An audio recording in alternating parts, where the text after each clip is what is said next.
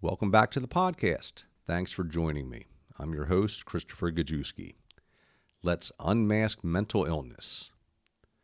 Well, I missed the scheduled episode 33 by a long shot.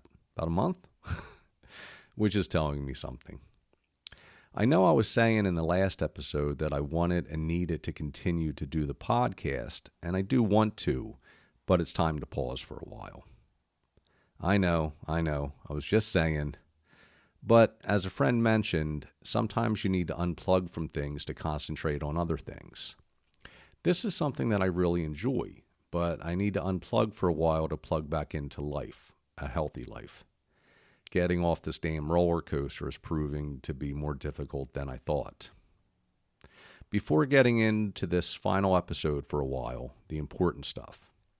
I just want to remind everybody that I am not a psychologist, psychiatrist, therapist, or any kind of professional with an ist at the end of their title. I'm just a guy who has been there. If you are in crisis or know somebody who is, I implore you to reach out to a professional. In the United States, there is now a national hotline you can call or text, 988. I'll repeat that because it bears repeating. If you or someone you know is in crisis, I implore you to reach out to a professional. Dialing or texting 988 in the U.S. will put you in touch with a crisis counselor instantly. Now, let's get into the episode. I really am doing okay. I'm also not doing okay. It's hard to explain, but I'm going to give it a shot. Physically, mentally, emotionally, and spiritually, I'm feeling great. I'm feeling better than I probably ever have. I feel good about moving back here, starting up a new kind of orthodontic lab, and I get a wealth of joy from spending time with my nephew. As I just wrote a friend and spoke about in the past few episodes, I had to take some steps backwards. I was expecting it. As positive as I am feeling about my new business venture, I knew I was facing a Herculean task. I was up for it. I wanted the challenge.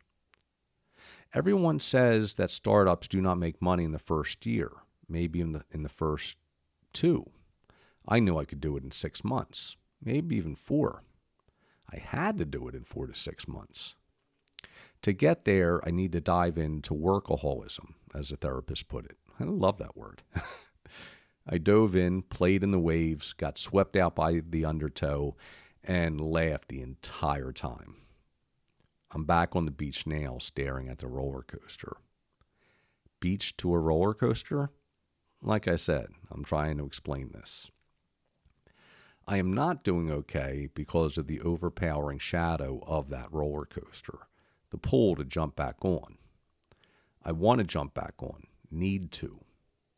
It is the easy and comfortable, and the path to it is the path of least resistance.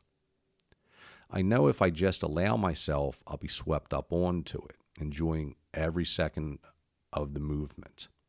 I'll enjoy riding it again, until I don't. The roller coaster was my life up until a few years back.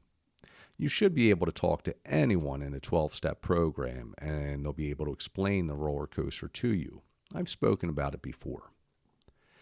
Any kind of addict, from booze to drugs to workaholism, knows the roller coaster well. Even if they kick the habit, they tend to still live the life of an addict. For people with an addiction to booze, it's called being a dry drunk. For me, it's called being Christopher Gajewski. Somewhere along the way, many, many years ago, I got my wires crossed. The workaholism, escapism, codependency, and all manner of unhealthy coping mechanisms became ingrained into my life and my daily routines. So, though I think that I have kicked the habits, I'm still not acting like I haven't. Case in point, my gym membership. I got one. I'm paying for it. I haven't used it a single time yet. I just don't have time, or at least that's what I tell myself. I'm pretty sure I am standing in the shadow of the roller coaster now and not actually on it. My daily habits have improved. I take me time. I'm building better boundaries. But I know I need to do better, need to do more to put the roller coaster firmly behind me and get out from underneath its shadow. I need to take the time of greater resistance away from it. I need to take the path of greater resistance away from it. That takes time and effort. It takes time commitments to healthier things like the gym and yoga. I need to search out and find healthier social activities. It's not enough to avoid the unhealthy activities. I need to be actively pursuing the healthier ones. This podcast is a healthy activity for me, but it's also time consuming. I feel a pull towards it that it is something I must be doing. With my limited time now, even backing away from the workaholism to a certain degree, I feel it pulling me away from the things that I should be doing to gain more self-actualization. How do I go about explaining it? How'd I do? So I think it is best if I unplug for a while. A month, maybe 2, maybe 3. I need to put this firmly on a back burner, fully unplug, so I can pursue other things that will make this a healthier pursuit. Does that make any sense? I suck at time management. I always have.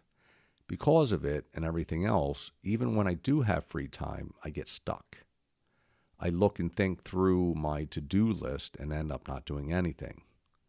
Or I get pulled towards something that does not have to be done immediately to avoid doing something that should have been done a long time ago.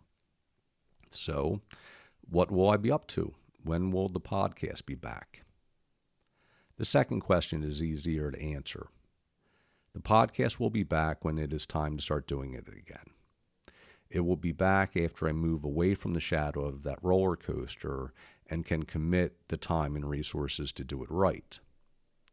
What will I be up to? That's my to-do list.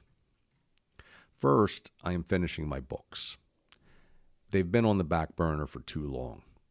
I spent the day on them yesterday and I'm now ready to get the one published. Self-publishing can be a pain in the ass, so I'll have to work through it. I screwed up the first time I published the one book, I screwed up both times when I published them. I just got it done without doing it right. This time I need to put in the time and effort to do it right, exercise patience to really go over the copies, and then I need to market and sell it right. I want to do an expanded copy of this book and do that right this time. Then I need to make audio versions of both of the books, something that I really want to do that will take a major time commitment.